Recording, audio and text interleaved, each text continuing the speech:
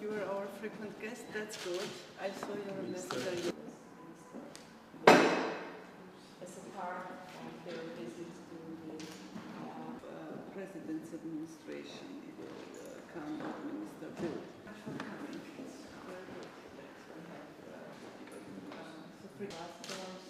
In Azerbaijan, Armenia, and we have